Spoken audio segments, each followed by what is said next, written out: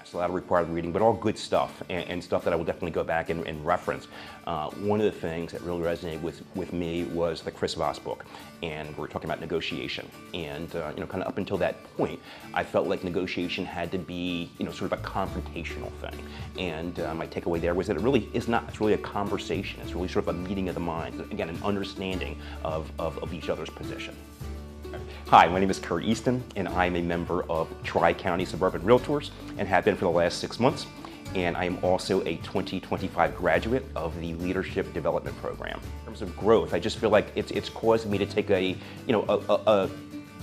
greater look at my surroundings and not be so focused on just myself and my business and some of my own experiences, but some of the experience of other people as well, and how I can help them overcome some of the challenges that I may have had, and just be a lot more sensitive and really taking the time to, again, understand where people are coming from instead of really pushing my own agenda, but really understanding where they're coming from, what their agenda is, and what I can do to help them achieve whatever goal they may have. So definitely got a lot of value out of all the sessions, but I think the one that resonated with me the most was the session that Michael Howe facilitated on getting a seat at the table and diversity, equity, and inclusion.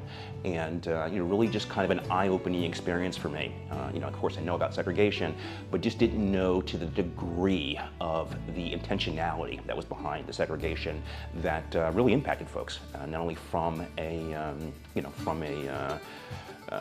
psychological standpoint, but also from an economic standpoint. And folks are still recovering from that today, and quite frankly might never really catch up from an economic standpoint. So that was one that was really very, very, very eye-opening for me. It's really just kind of renewed my focus on helping those that are underserved in terms of not only getting a seat at the table, but also helping get their voices heard, and specifically as it relates to getting into houses, and really taking the time to listen to their needs, their wants, and being that conduit that helps them get to where they're trying to go.